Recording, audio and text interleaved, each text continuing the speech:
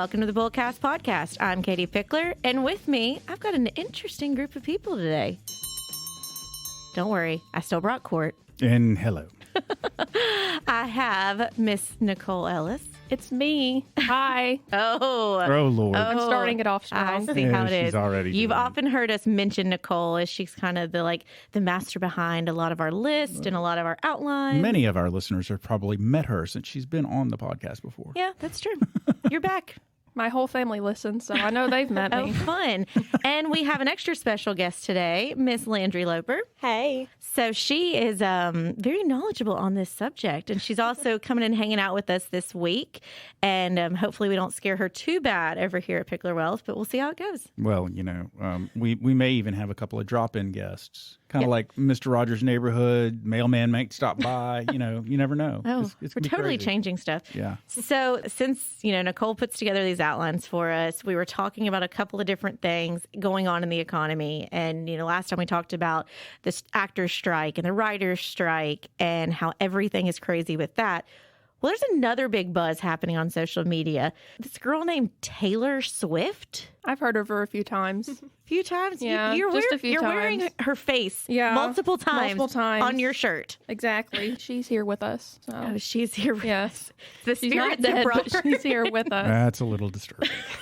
No, but so you're going, oh gosh, this is going to be an episode all about Taylor Swift. I mean, yes, but we are going to tie in the economy because obviously we are a financial podcast, and Taylor Swift has definitely made a huge impact on the economy. If you have not been paying attention, these concerts, her music, everything she's doing. We're going to throw some financial in there, but we're also going to have some fun talking about Taylor Swift. Yeah, and I just actually, 10 minutes ago, saw an article on New York Times, and it was about how Barbie and Taylor Swift has, completely made this a girl summer. The girls are taking over, and get ready for it. Yeah. Are you ready for it? She is just going to keep throwing in I need so a many. bell every single time I quote Taylor.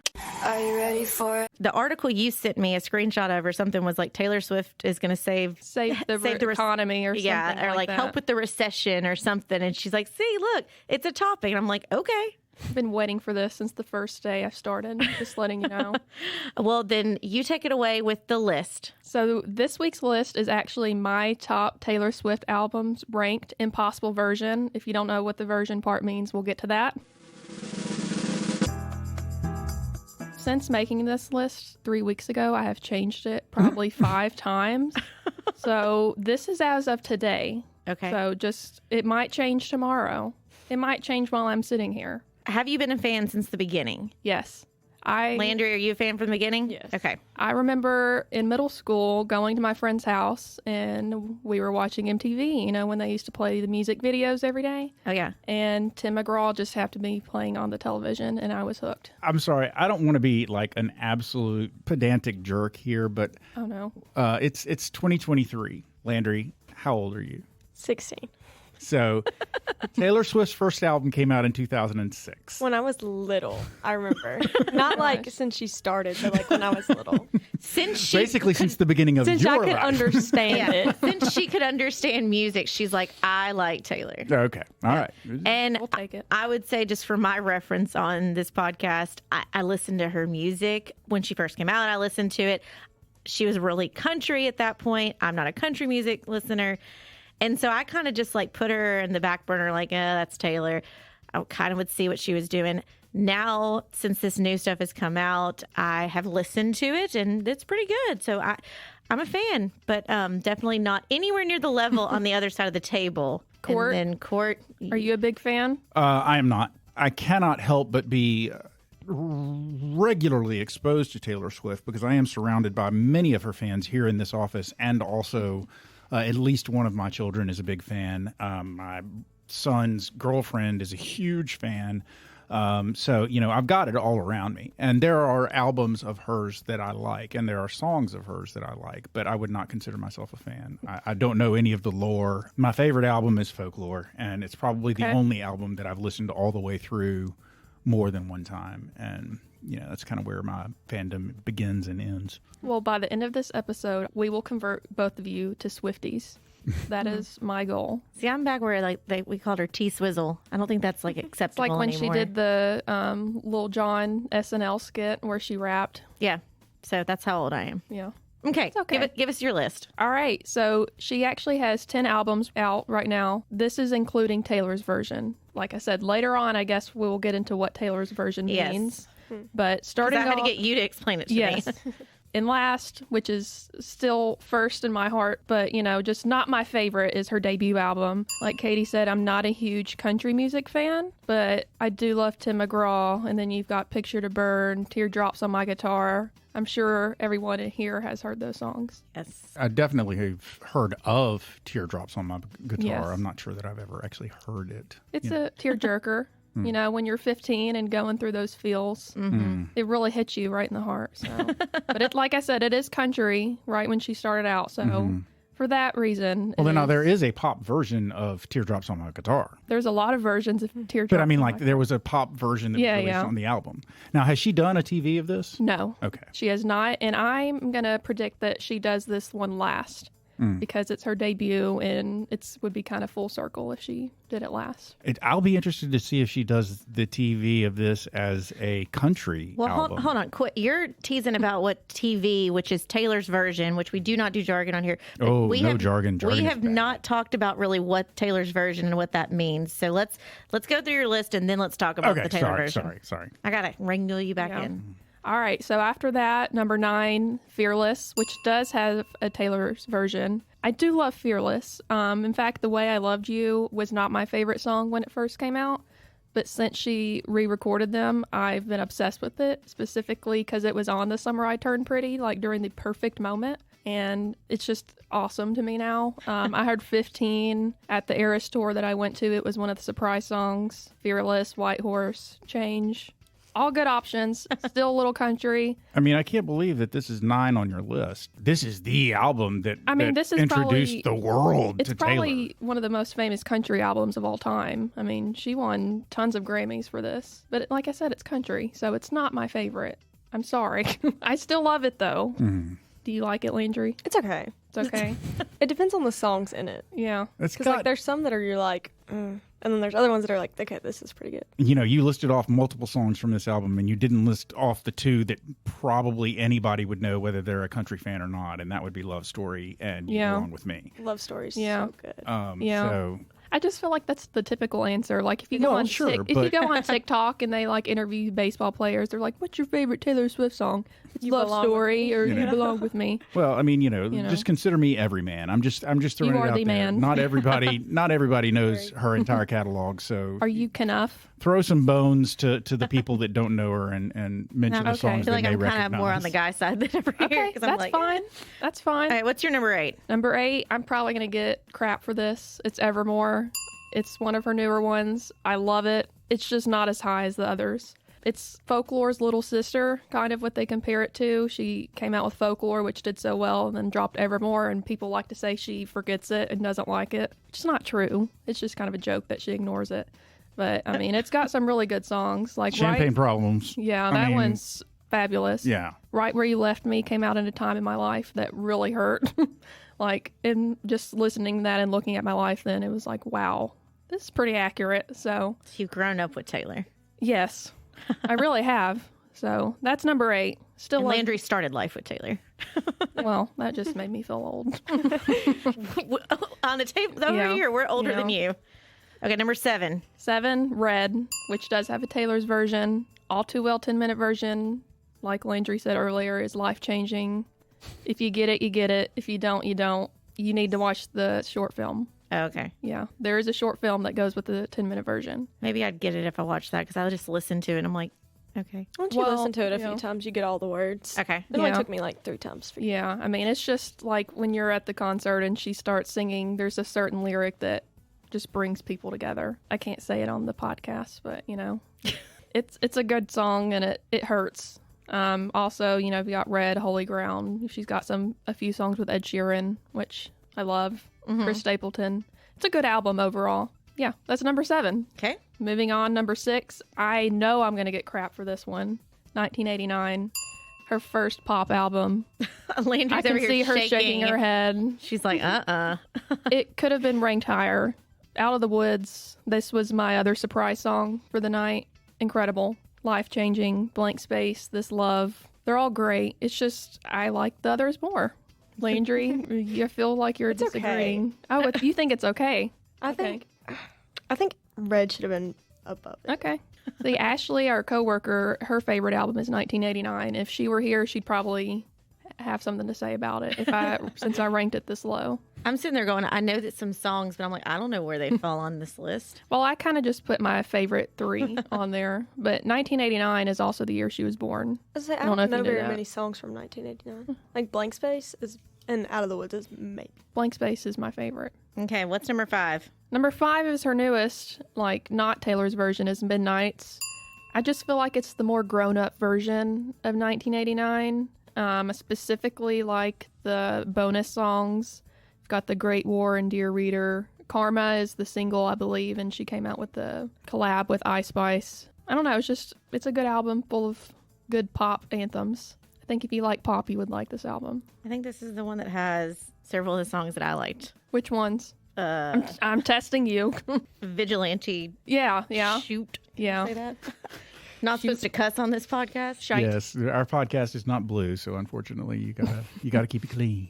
That's Yeah. a good one. It's kind of like a girl boss anthem. Look what you made me do. Where is that on this okay, list? segue. Have I Number not- 4 Oh, is okay. Reputation. Okay, I didn't even know what album that was on. That I one just is know songs. That's Reputation. Number Okay. 4, Getaway Car, probably one of her best songs ever. I agree. Best songs of all time. I agree. Okay. It is so good, delicate, ready for it. That's how she I know started that off one. Reputation tour, and it just injected into my veins. It was incredible. Look what you made me do. Hearing a lot of like brainwashing and Look, they have said that we're like in a cult, and I don't disagree. I see the signs. okay. Okay, Reputation. It's a good one. Yep. Get the Snakes Out. That's in her revenge tour. Okay. All right, so we're going top 3 now. Number 3, I have Lover, which is, I feel like a lot of people don't love. I think it's underrated. I mean, Cruel Summer is one of my jammin', roll the windows down car. Okay, I was listening to this one the other day because I'm on a Harry Styles kick, and then Yes. there's whole conspiracy of Harry Styles, and then there's a line in that song that Okay. is about him. I don't know if I've heard that one, but I'm Well, not I saw saying that on TikTok. Okay, you know which line I'm talking about. because 1989 is supposedly Out of the Woods is about him. Yeah. Okay. And there's a conspiracy theory that Harry and Taylor will collab on 1989 Taylor's version. And if that happens, you may not hear from me for a while. I mean, it's just going to blow my mind. Okay. So, Lover, number 3. It's just happy. She wrote it when she was in love. Happy girl anthem. So you went from revengeful to Yeah. then happy and loving. Exactly. Well, Okay. technically, those are the way they release, too. Okay. Reputation and then Lover. All right, number 2 is Folklore, which I hear is Court's favorite. It's the only one that I've listened all the way through more than once. It came out during the pandemic, so you had time to stay home and stream it on Spotify. And She collaborated with a lot of my Yeah. favorite artists, so I mean, like like The it's- National. and Bon Iver, and you know, it's got a different feel, I think, than most of her Yeah. other albums, and it hews a lot closer to the kind of music that I like to listen to Yeah. generally. So. Do you have a favorite song? No, not really. I don't have a favorite song that I could like list off the top of my head. I really like Mirror Ball. Sounds like a disco ball. It is. That's why I Okay. have a disco ball on my desk. Okay. So I'm starting to see some Easter eggs on Yeah. your desk now. Like, I have Insight a to few. you. Yeah. okay, what's your number 1 album? Okay, this is number 1. I think it's all nostalgia because this was the first concert I saw of Taylor's in Memphis. Speak Now. She just released Speak Now, Taylor's version, and I cried when I heard it the first time just because I remember being 15 and listening to it and going. To be clear, you cried the first time you heard the album when it was originally released, or when No, the Taylor's version was released? Taylor's version. Okay. Just because she sounds so grown up. And I used to listen to this album a lot in high school. And I just remember it just took me back to those days of being a little kid and listening to it. And she has a song called Never Grow Up, which is only listened to when you want to cry. But Dear John, Long Live. Long Live is actually about her fans. And Okay. when you hear it, it's just kind of like, it's sweet and it makes me cry. But yeah, that's my number 1, Speak Now. Okay. It may be a risky choice. It's not many people's number 1s, I don't think. So What's your number 1 album, Landry? Speak Now Taylor's version. Oh, No, I'm not I- kidding. I'm so I found a serious. twin. You did. It's so good. I listened to the whole thing. Clearly, there is a huge fandom behind Taylor Swift. There's a lot of people that love it, a lot of people who've grown up. Even though I don't know all the ins and outs, I am fascinated by the fact that she is very thoughtful of how her albums are released, what they mean, how they like kind of merge together. But so we've mentioned Taylor's version. Who is Miss Taylor Swift? Who is she? Who is she? She's an enigma. No, she was actually born, she's from Pennsylvania, even though she got her start out in Nashville. I think she got discovered at the Bluebird, actually, and I think she signed her record deal at like 16, 15, something like that. Yeah, because she's a year older than me, and a bunch of my friends and stuff and sorority. A year older than you? She was born in 1989. A year younger than me. A year younger. Okay. I was looking a year younger than me. So when I was in college, a bunch of my sorority sisters and friends and stuff like that, it was in Murfreesboro, so we're very close to where she went to high school, so they knew a lot about her. And I've been very fascinated to see they didn't necessarily have the best of opinions of her. Oh, no, don't tell me that point. But I think I've seen them now all be heirs to her fans and stuff like that. So it could have just been like a little bit of jealousy. But okay, so it's Pennsylvania. Randomly from Pennsylvania, and then came down and started doing country music. I guess that's I don't know, it seems like a lot of people go to country, like if they want to break out and do something big. I think they used to say that country was kind of the easier market to get into. Yeah, I can see that. It's much I more. think country fans would probably take issue with that. I mean, and no, I'm not even arguing with you. I don't really have an opinion, but you know, I think for a while there were a lot of musicians or wannabe musicians who were going the country music route when their pop careers seemed to be subsiding. And it kind of almost seemed like pop music's dumping ground there for a little while. But Taylor started off in country music, so she didn't like fail at pop and then go to country. She started off in country and then went to pop. So So here's some of her stats. She sold over 200 million records. Swift is one of the best-selling musicians, the most streamed woman on Spotify, and the only act to have 5 albums open with over 1 million copies sold in the U.S. So y'all are buying a lot of stuff. Yeah. Okay, here's an interesting tie-in to the fact that we're a finance podcast. Her father was Scott Kingsley Swift, and he's a former stockbroker for Merrill Lynch. Oh, interesting. Finance people. And now he doesn't ever have to do that again. Nope. She has won 12 Grammys, including 3 for Album of the Year, tying for the most by an artist. So who else has had? I'm going to guess Adele. It may be one of them. It just came out like Friday that she has more #1 albums than any woman in history. Girl power. For recording artists, 4 record producers, 2 engineer mixers, and 2 mastering engineers have won the award 3 times. Taylor Swift for Fearless, 1989, and Folklore. There's a lot of people that are tied with 3. Okay, Frank Sinatra, Stevie Wonder, Paul Simon, David Foster, Phil Ramone, Daniel Lanois, Ryan Tedder, blah, blah, blah. The list goes on for a while. It's good company. I was to say, she's in great company. And especially for her to be so young and be a part of this. So, okay, her net worth, so we've talked about net worth before on our podcast, obviously, is $740 million.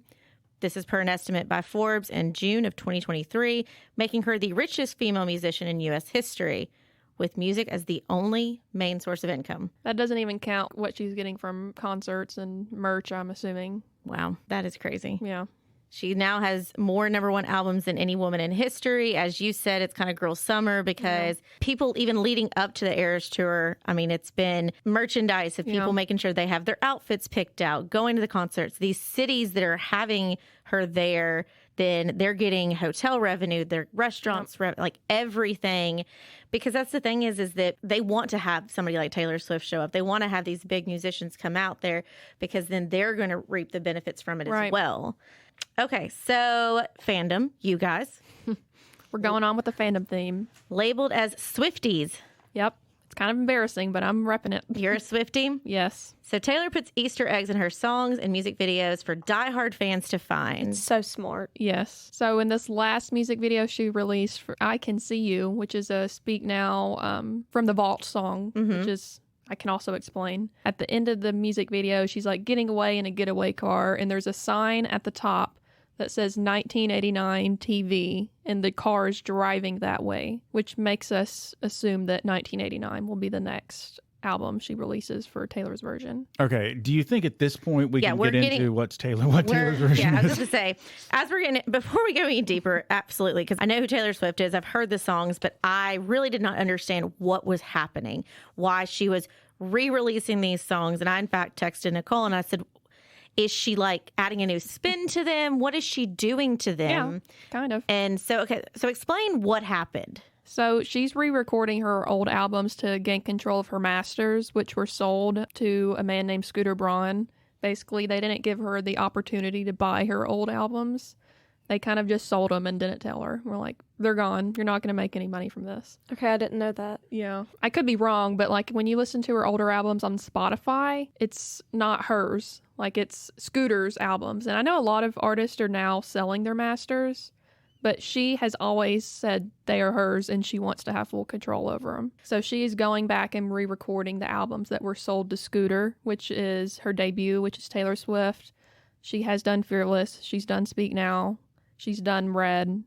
And now she has to do, what are the ones I'm forgetting? 1989 and Reputation. Lover and Up are hers. Okay. She won't have to re-record those. So, I mean, it kind of, and I don't know necessarily all the ins and outs with Taylor, but if you've watched the show like Nashville, you've seen anything, there is a issue that whether somebody is a musician or an actor, like they can get in with people who are almost like sharks and they're like, hey, I can make you big and famous. I can do this. Sign this contract, sign that. Yeah. And if you're a young girl with a guitar, like, I want somebody to give me a chance, you're like, okay, sure.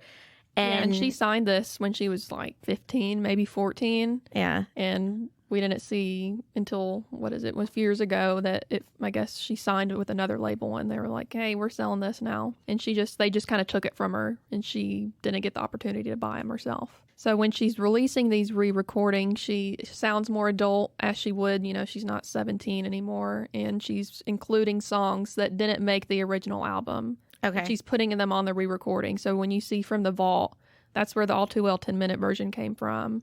And she's including different artists like Fall Out Boy and Paramore, Chris Stapleton, Ed Sheeran to help her sing these songs and bring them to life. And everybody just loves them. I mean, they're all great songs. I don't know how some of them didn't make the album. I'm almost picturing, and I guess it's just because from TV shows and stuff I've watched, that it's like she's got all these great songs. And even, I've only watched 2 episodes. I haven't gone far, but like The Idol that came out, which you don't ever need to watch, Landry. It's real vulgar. Don't ever get HBO. Don't do it.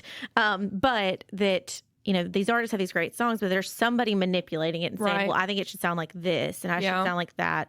And so that she was the artist, had these ideas, and now it's like, hey, I want control. Mm-hmm. So this happens. And so she's trying to get financial control of it because a lot of times, yes, we just said she's got $740 million, but there are people who are not making a ton of money. Reason why a lot of the actors are striking right now and the writers, we talked about the other day, like the musicians, like why can't they end up being this with these different people who are controlling their music and not taking care of them? Yeah. And I will say, she writes the majority of her songs on her later albums. She does have like co-writers like Jack Antonoff and The National. But Speak Now, which is, I said, my favorite album, she completely wrote by herself at 19. And that's another reason why I'm just like, wow, at 19, I could not do that.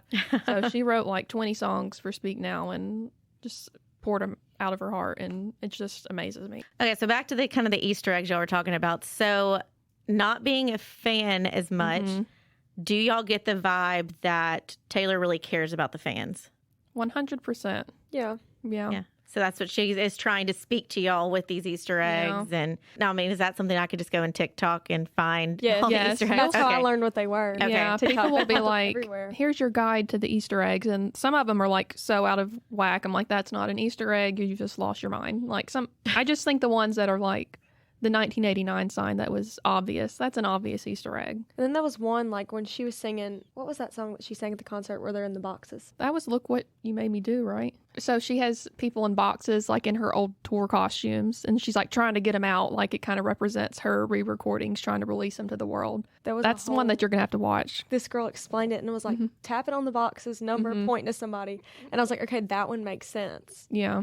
because I didn't understand what they were at first. Like I had to like look it up. Well, and everybody's all up in her dating history and who she's with and who she's not and what songs are about. Because, again, it's like everybody hated, was it Jake Gyllenhaal everybody hated? Yeah, that was the one that All Too Well, I will say, supposedly is about. The 10-minute version, which I will tell you to go watch again. Okay. So And then Speak Now, she has a song called Dear John that supposedly is about John Mayer, okay. who dated her when he was like 33 and she was 19. Yeah, it was. You see the red flag with that? She's had a lot of very interesting Yeah. boyfriends. Yeah. Because I saw something about her with Tom Holland. Tom Hiddleston? Hiddleston, that's who it was. Yeah, that was like There a was short something thing. about Tom Holland. Okay. I swear there was. Okay. But yeah, no, I'm like, well, girl, you're dating Loki. Like, what do you expect? Yeah. Like, come on. Yeah. But okay, you mentioned the Eras Tour. So do we need to call our friend? As a matter of fact, I think it would be a good time to give Caky a call because Caky is a huge fan as well. Caky, are you there? Hello. Hello, caller. So I know for a fact that these episodes where we get you and Nicole and Caky together to talk about stuff, those are David's favorite episodes. So Well, everybody and say hi to David. What is your favorite album, Caky? I am a Speak Now girly. Oh, we got a three. Same. That's the correct choice. I feel so validated. So, although we would love to just sit there and talk about Taylor 24/7, what this episode is about is how Taylor is kind of making a huge impact on the economy and that she's, driving a lot of economy booming with the towns hosting her shows. But we did want to talk about the actual concert and a little bit about that. And so that's why we thought you've been there and Nicole's Yes, been I there. have. And Landry has it on her bucket list.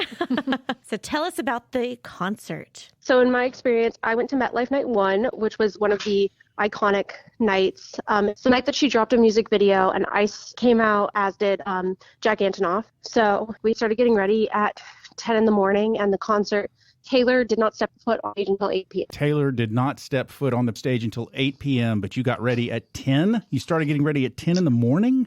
Nicole? Mine sounds about the same. I went to Nashville night 2. This was not the night that it rained. It rained on night 1 and night 3.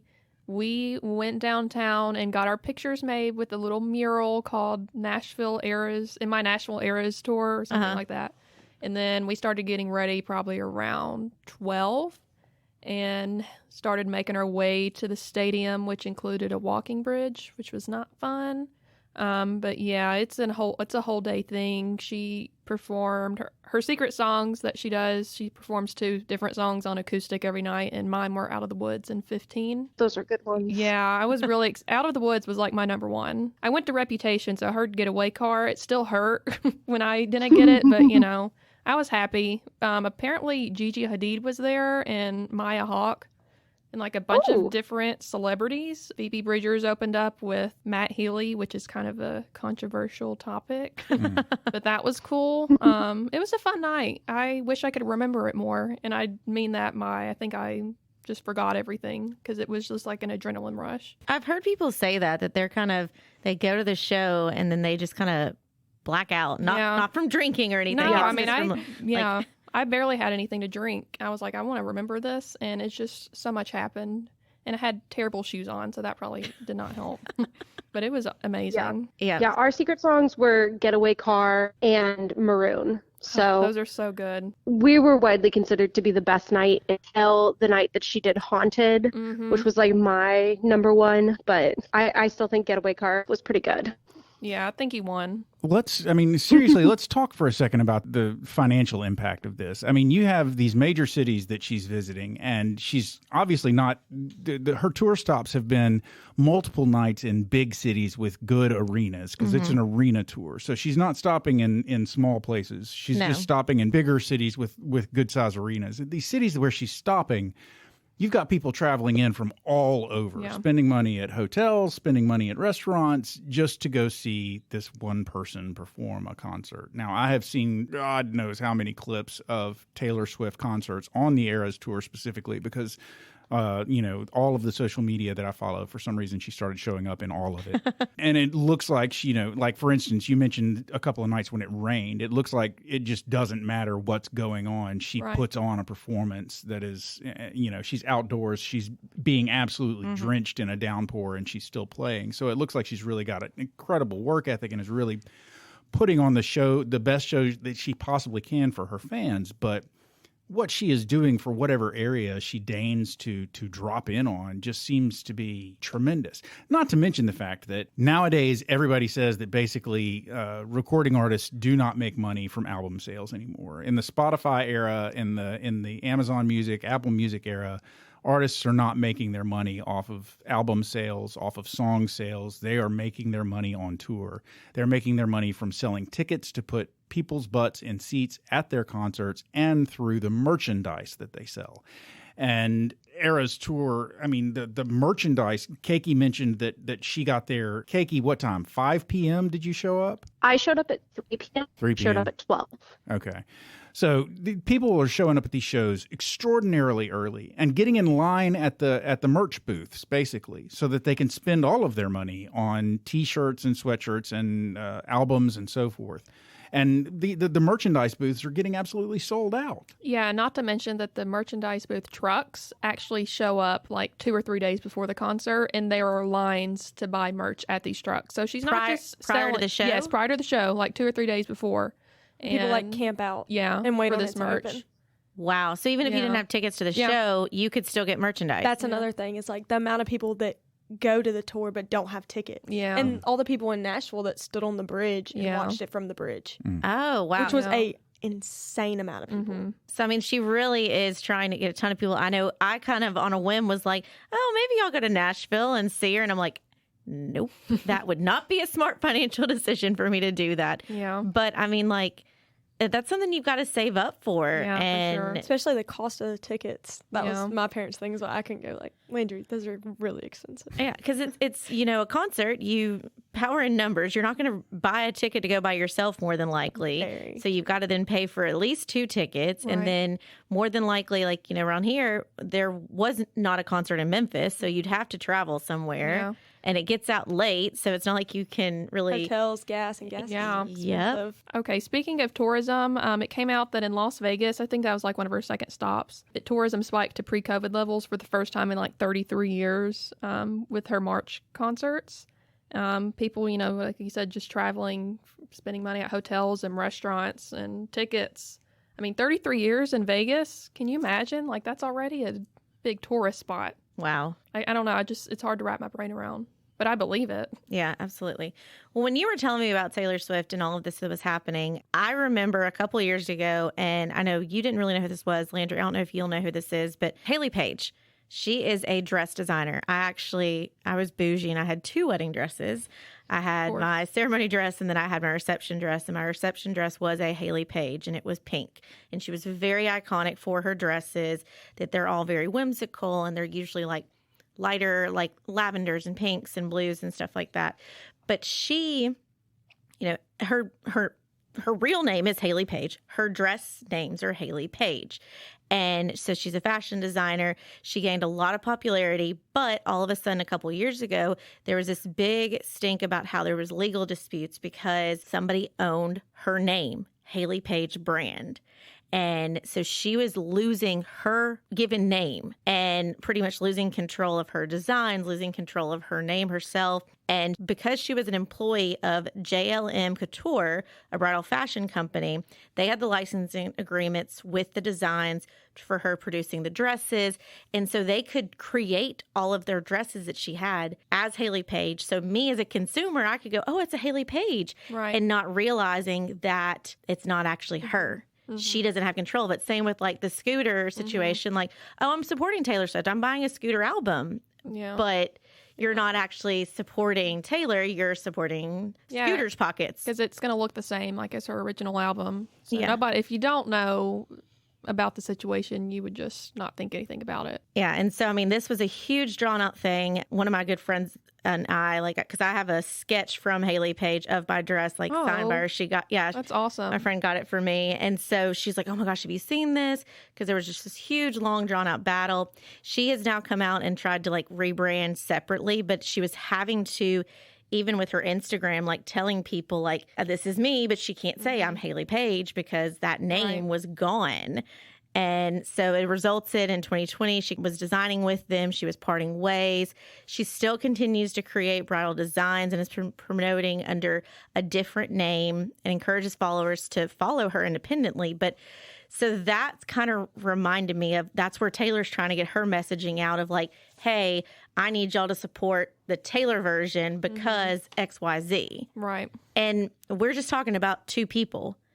Think about the number of people this has happened to, the number of different musicians and designers. And so I think kind of the bottom line with that is when you have a design, when you have a talent, you need to make sure you read the fine print. You make sure you're not getting locked into certain contracts. But it's so hard when you're a naive designer or a first starting out musician. You're like, oh my gosh, this is amazing. Of course I'm going to do what you want.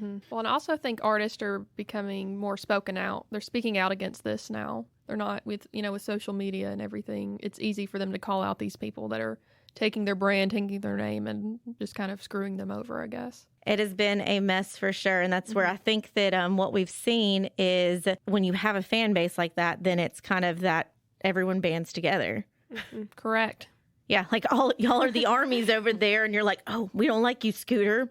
Or when Taylor has a bad breakup, everybody hates that person. There's nothing more powerful than a group of Swifties. We could change the world.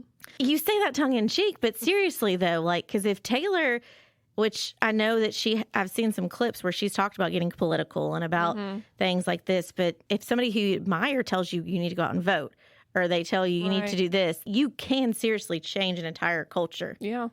And make huge differences. And so y'all are a part of Army, Cult.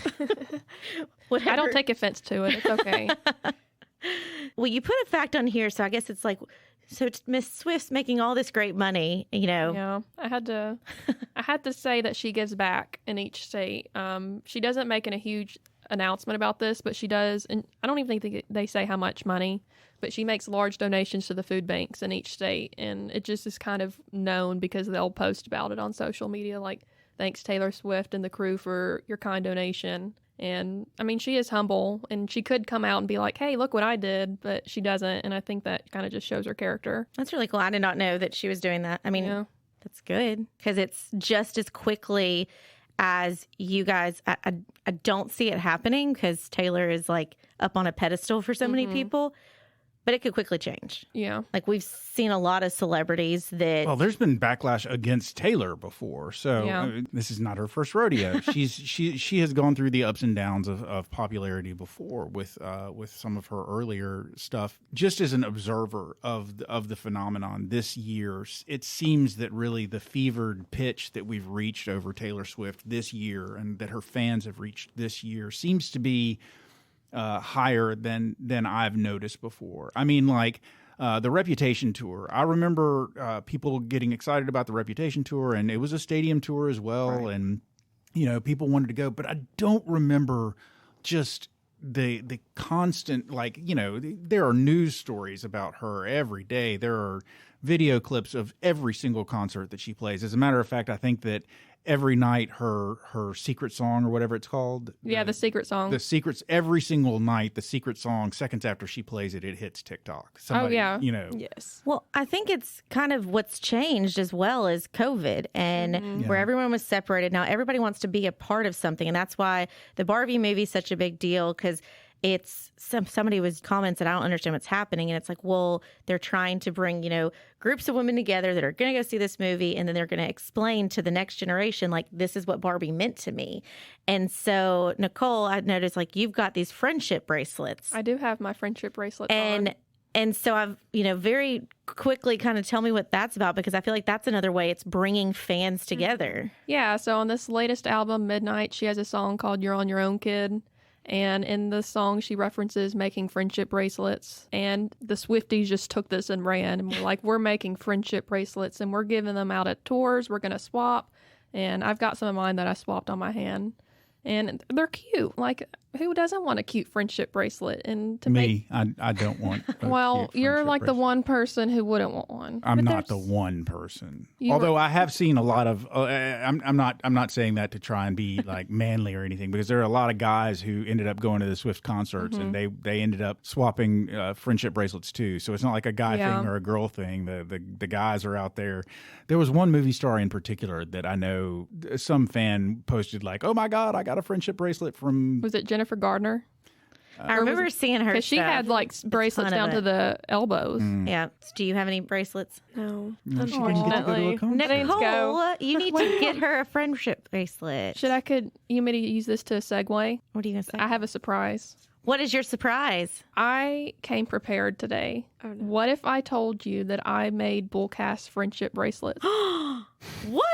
I'm not joking. You just perfectly set this up. I did not know this, listeners. Like, I did not tee this up. I made that way. Cam one too, and now Aw. Court said he doesn't want to wear one, but I'm giving him one anyway. You get a friendship bracelet. You get a friendship bracelet, and they say, and I'll give you a friendship bracelet. They all say BullCast. That's so How cute. fun is that? And mine even has the BullCast colors. I know. See, I yours is, made like, I manly. made yours and Cam's in BullCast colors because I thought you would like it, Lovely. and you can even just set it out in your office. You don't Indeed. have to wear it. Right. Oh, that's fun. But see, I think that that's kind of an identifier that it's like, it's a conversation starter because COVID made everybody so separate. And I'm not trying to make this political, but it's like, if I like saw somebody with and be like, oh, is that a friendship bracelet? I think that's the coolest part about it. Yeah. I think that's what I love about Taylor Swift. It's like she brings everybody together. Yeah. It's like you don't know somebody or like everybody likes each other Yeah. It doesn't when you go to matter. a Taylor Swift concert. Yeah, it doesn't matter, where you came from, how much money you have. It's just you're all there together. Although it is a big deal about what you're wearing. Oh, for Yes. sure. Like what your fit is that day. I've seen the TikToks of people like take a picture and like rate the next person's outfit and stuff like that. Okay, sorry, Cam, edit this out. Just for shits and giggles. Okay. Let's talk about gatekeeping for a second, because I know Okay. that that's a big topic, and with a lot of musicians right now is kind of this idea that they have toxic fans who Right. Want to talk about how you can't be a fan of so and so group or so and so person because they've been a fan Correct. since the beginning. And Taylor's fans don't seem to really do that, do they? Or am I wrong? I mean, the fan base is so big. There's probably ones that do. Mm-hmm. I don't care enough to gatekeep people. If you want to listen to Taylor Swift, I'd be glad to bring you into the group.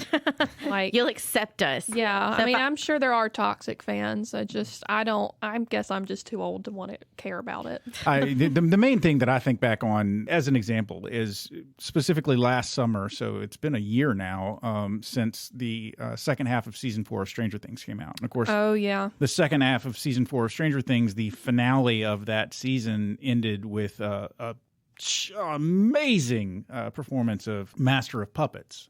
Oh, yeah. I still listen to it on Spotify. Yeah, and a whole bunch of people like had never that and the Kate Bush song in episode Yeah. 4.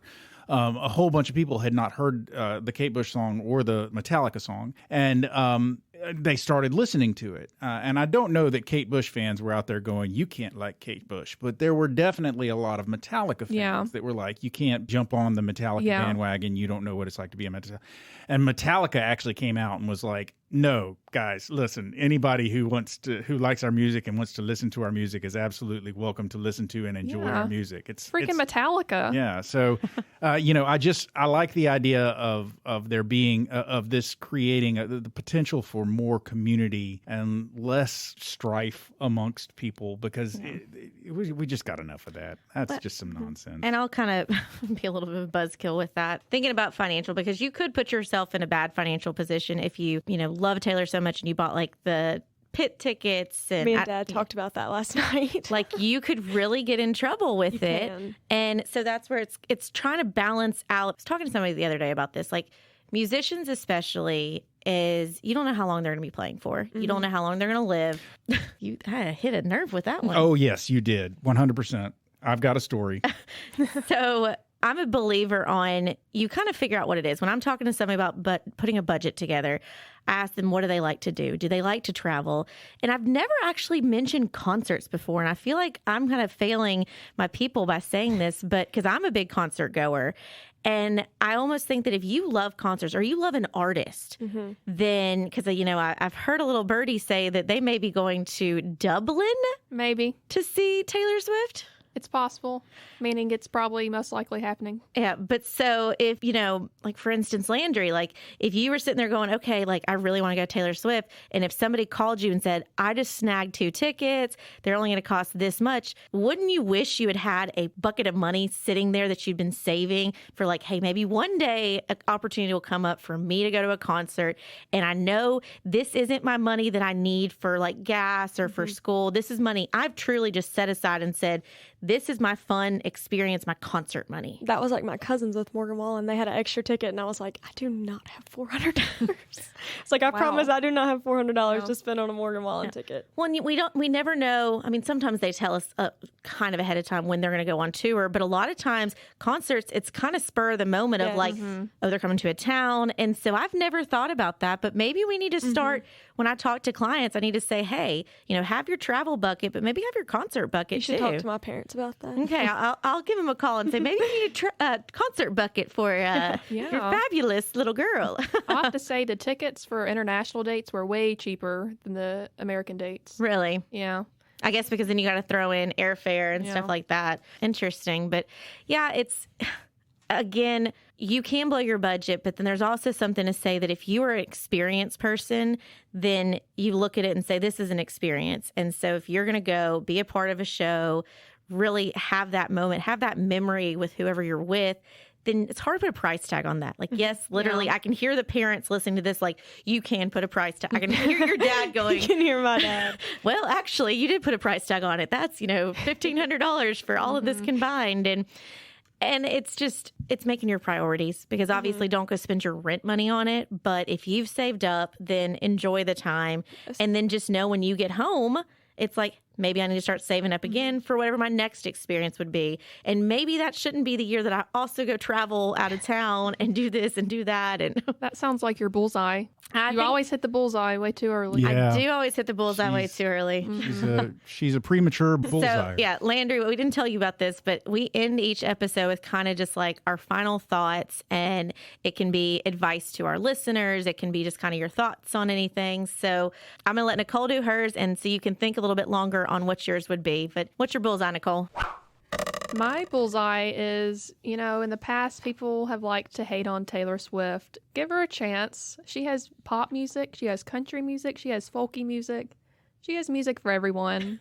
Just give it a try. Go watch the All Too Well 10-minute version short film, Katie and Court and Cam, because it tells a story, and I think you'll enjoy it. Also, I'd like to point out that this looks like it's coming out in August, and this is Taylor Swift's month. August slipped away like a bottle of wine. Are you ready for it? That's like 5 or 6 now. Yeah. So that's a song. So this is the perfect time to release the Taylor Swift BullCast episode. Bullseye. What's your bullseye, Landry? Like, kind of what she said, like, it's for everybody. I'm a country music fan. I don't listen to anything but country. But, like, Taylor is the only other thing that I listen to that's, like, not country. Besides, like, worship music. But besides that, it's, like, Taylor Swift, George Strait, country, more country. And then, like, worship music. And that's it. And I think that's the coolest part is, like, just because I'm not a hater on pop music, but I don't necessarily like it. And I don't, necessarily like some of the things that people put in songs, and don't understand why you need to put some of the stuff in songs. But her, it's, like, they all have a meaning. There's nothing provocative about it. It's like you can listen to it with any age group. There's not like a certain age group that can't listen to it. Like, I've been listening to Taylor since I was little. Born. Yeah, born. Yep. The year after. I'm 07. Oh. But besides that, it's like she can connect with anybody, any age group. Yeah, look at all of us. We're all different ages. Yeah, and just it brings everybody together, specifically their concerts. And the amount of people that just go and meet new people and make new friends and enjoy it together. That's like people proposing at Taylor Swift concerts. I think that's... I don't like it either. So. I was like, oh, think I saw a TikTok where somebody did I've that seen a and the few. girl like was not even paying attention to him. wasn't. That would be me. I'd be be like, get up. Oh, I could see me going, can you just wait? Like Taylor is on right And now. I've seen like Taylor's the people Day. that the boy like fake proposes all the time, and then he proposed at the Taylor Swift concert, and she didn't believe it, and she was like, get up, and he was like actually proposing. I was like, man, Yeah, don't do it at a Taylor concert. I mean, that just seems like the wrong time to do it. I agree. Yeah. Yeah, I mean, whatever. People, Taylor has him tongue-tied. Oh, Are you ready for it? look doing what it you at made a me Taylor do. concert. I've Yes, also there heard you Now that. you got that one in. Are you ready for it? I've also heard that women don't like to be proposed to on those, jumbotrons at football games and stuff. They think that's gauche as well. So anyway, okay. So a couple things, and then we can wrap this up. Number one, you mentioned artists dying. Yeah, if you are the type of person who likes to go to concerts and wants to see your favorite artists live, and you have the opportunity, do it. Don't let that opportunity pass you by, because I've had a few too many artists at this point that I really wanted to see live that have now died, and I will never have the opportunity to see them live. And that is a gut punch. Can you tell me who Especially- they are? Well, I can. The biggest example is Prince. Oh, 100%. Yeah, I had every intention of seeing Prince live. It was a bucket list concert that I wanted to go see, and I was gonna go see him when he was doing his residency in Las Vegas. And I didn't, like, we had plans. We were gonna travel to Las Vegas and go see him, and we decided not to for some reason. I can't even remember why. And then he died, and I never got to see him in concert. So that's the big one, but there have been others as well. I don't consider myself a big concert person. I don't like going to concerts as much as, mainly because now I just feel old. Anytime I go to a concert and I see a bunch of young people enjoying the concert, I'm like, yeah, and I'm just an old man. But there are still a few, like for instance, we went and saw Foo Fighters, and that was one that was like, okay, I've got to go see Foo Fighters live. And, I went and saw Ben Folds with the Atlanta City Symphony Orchestra, and that was basically a seated event where everybody just sat down and listened to Ben Folds play music, and I didn't feel so old there. But yeah, I definitely think if you like going to see live music and you have the opportunity to see your favorite musicians, whoever that would be, then you should. Also, just wanted to point out one thing that we didn't really cover, that nobody's really going to care. This is basically just a fan cast for Taylor. But the reason that Taylor is able to do Taylor's version of her albums is because, as you mentioned, she wrote all of her own songs. So she has the rights to perform and or re-record those songs. Now, contractually, she was prohibited from re-recording songs up to a certain point, but now I think all of the songs that were recorded when she was with Big Machine, they're Right. now all she can re-record all of them now. And the Yeah. reason that she can do that is because she wrote them. If she had not written them, if somebody else had written them and then somebody else owned the masters, then she basically would have no right whatsoever. Correct. That is another situation that musical artists find themselves in. If they're recording other writers' music and then the production company that they're recording with owns the masters, then they've got nothing. They have no rights to any of the music that they're creating, even if they are the ones that played the instruments and used their voices to record it. And that's kind of a shame. So I have to give credit where credit is due, even though I have protested being a Taylor Swift fan. She's mighty, mighty smart. And she not only wrote all of her own songs, but she produces her music. She obviously performs all of her music. And what she has done to Braun, is that his name? Scooter Braun. Yeah. What she managed to do to be able to recapture her rights to her masters, that was a pretty solid move on her part. So anyway, that's kind of my bullseye, is just from the perspective of a person who knows their business and knows how to protect her rights and protect her creations. I think Taylor is pretty darn savvy, and so from that perspective, she's a pretty impressive person. Can you say that Scooter's got some bad karma? Are you ready for it? I mean, What if I told you she was a mastermind? Are you ready for it? Oh, that's a good one. I like Mastermind. you're running out of time here, Landry. Don't have one. Oh, duh, it's terrible. It's terrible. Landry's not an anti-hero. Oh, yes. There we go. Are you ready for it? I don't know what I could possibly say. I have I'm nothing. I'm sorry, ladies and gentlemen, that we had a little bit of a glitch with Caky. Are you ready for it? Stop it. Just stop. That one worked perfectly. But woulda, coulda, shoulda. This has been kind of a fun episode. It feels like the perfect night Are you ready for it? to listen to BullCast, the podcast, talk about Taylor Swift. David Pickler, sorry, you're going to be like, what are we talking about on this? Yeah, This David, is- there's nothing I could do about this. I was just along for the ride. This is for the Taylor fans. This is a fun one to include Landry, and I think it's fun because she does have the perspective, 16. I'm actually going to put her on the spot and probably bring her back at a later date to kind of talk about finances from the high school perspective, because we've done college, we've done young adult, and in high school, you're kind of like, well, I may have a job, may not, maybe babysitting, but it's like how to prepare for going into the real world of scary college and stuff like that.